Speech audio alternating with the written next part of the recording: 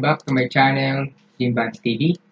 So guys, for today's video, turo ko kayo guys kung paano pababain itong disk utilization na makikita natin sa Task Manager sa ating mga laptop or PC. Kasi napansin ko guys, tumataas yung aking disk utilization dito sa Task Manager. Pag close ko yan, itong Task Manager, yan, nagiging 100% yung process niya, yung disk utilization. Okay? Every time na nagbubukas ako ng laptop, tumataas sa aking disk utilization, kaya bumabagal ang aking laptop. Yan, mapapansin nyo sa performance, dyan,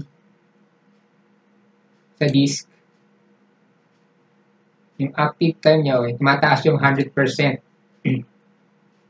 yung aking disk utilization. Pero, kapag titingnan nyo naman ang aking disk dito, hindi naman siya puno. Mataas pa nga yung gig free hard disk space ko is 306 GB. Pati yung aking E-drive, 326 GB free. Pero, ang taas ng aking disk utilization, kaya bumabagal ang aking laptop. Ang memory ko naman, may available space pa ako ng 8.6 GB memory, pero ang disk ay mataas. So, paano natin to i-fix? Okay, paano natin pababain itong ating disk utilization na 100%? Okay, so turo ko guys kung paano pababain ng disk utilization. Okay? So, pwede nyo itong i-apply sa inyong mga laptop, computer, kapag meron kayong na-encounter na ganito na bumabagal ang inyong laptop. Okay? Una sa lahat guys, tingnan nyo muna dito sa Task Manager. Okay, yan. Pag napansin nyo tumataas, yung disk nyo halos kumabot na ng 100%. Pumunta lang kayo guys dito, first step. Pumunta lang kayo sa services. Okay. Yan, ganyan lang. WinR. Yan. Open. Punta lang kayo sa services. Yan, type nyo lang guys to. Services.msc. Yan. Services.msc. May makikita kayo dyan na connected devices. Hanapin nyo muna guys yung connected devices. Yan. Connected Devices Platform Service. Yan. Pag click nyo yan, ang description niya, the services is use connected devices platform scenarios. Okay? Yung mga devices na nakakonecta. Okay? So, pag yan, gawin nyo lang is i-disable nyo lang. Okay? And then, click nyo lang yung stop. Stop, and then, click nyo yung start. Okay? So, meaning, disable na yan, guys. Okay? Then, apply, and okay. So, mapapansin nyo, disable na. Okay? So, after nyan, guys, meron pang isa. Yung super fetch. Okay? So, first guys, Connected Devices Platform Service. Okay? Yung pangalawa, yung tinatawag na sysmain. Sa mga meaning mga oldest na Windows 10 version, tinatawag yun na super fetch. Okay? Click nyo lang guys itong super fetch. Kapag hindi nyo makita yung sysmain. Okay? Pero sa akin kasi is oldest version na to ng Windows. Okay? Kaya super fetch. Pero pag sa mga bagong version ng Windows 10, okay? Sysmain. Okay? Sysmain. Or sa mga Windows 11. Okay? Windows 11. So akin kaya guys is oldest na to. Kaya super fetch. So makikita nyo guys na sysmain pa rin yan. Yung name niya. Yung display name niya lang is na iba. na super fetch. Pero ang service name niya is sysmain. Okay? So, sysmain and super fetch. Pares lang yan. Okay? So, click nyo lang guys itong disable. Then, click nyo lang yung stop again. And then, click nyo lang yung start para mag-stop. Okay? Client, okay nyo lang. Yan, guys, disable na. Okay, yung super fetch or sysmain or saka yung connected devices. Service, platform service, disable. Okay? So, yung dalawa yan ang kailangan yung i-disable. Okay? At ang pangalawa, guys, pumunta lang kayo dito sa, so, may monitor natin, guys, kung bumababa siya. So, 99%. Okay, so, pangalawa, pumunta lang kayo sa dito, sa my computer. Yan. Saka lang, this computer.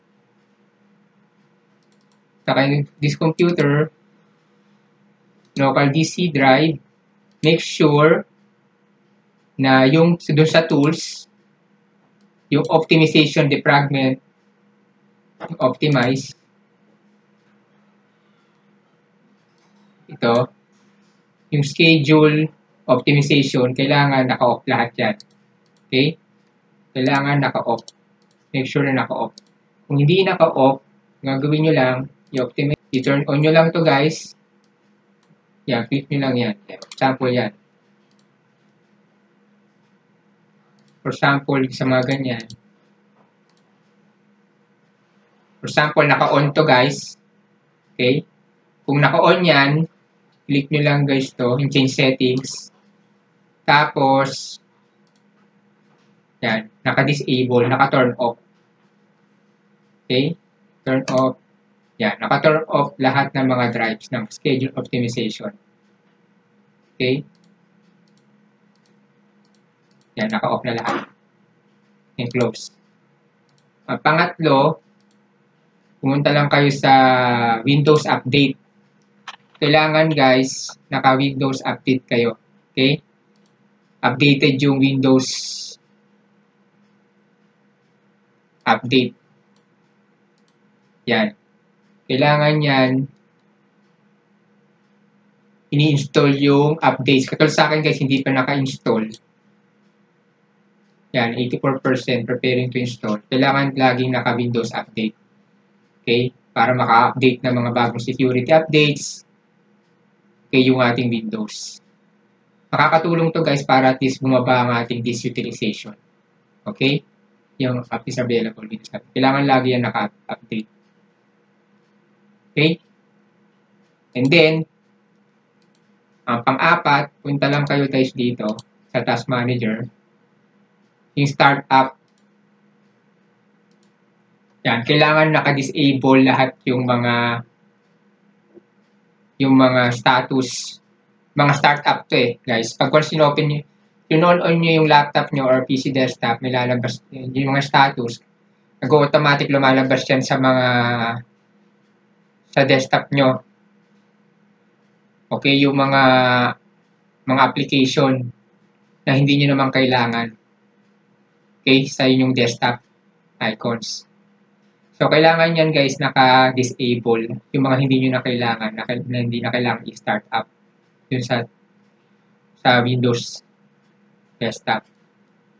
Okay, yan, isa rin yan sa mga nagiging cause kung bakit tumataas ang ating mga disk utilization. Sa akin guys, tinurn off ko na. Disable ko yan. Yan, disable. Yan, disable yan guys. Kung gusto nyo namang enable, right click nyo lang, enable. Yan, naka-enable. Gusto nyo disable, right click. Sa akin guys, disable ko na halos. So, wala nang, halos natira na lang is yung aking antivirus. Okay? Yan guys, so, enable lang yung antivirus ko. So, ngayon guys, check natin ulit. Check natin ulit yung aking disk utilization dito sa aking laptop. Okay, check lang natin guys yung muna yung processes. Okay, so napansin nyo guys, naging 5% disk utilization na lang yung halos bumaba ng 90%. Okay? Yung disk utilization ko. Naging 4-5% o 4 disk utilization na lang. So, yun lang guys kung gaano pababain niya ating disk utilization. Okay? Yan guys, ang baba. Yan. Halos 2% na lang guys. Diba? Ganun lang siya kabilis bumaba.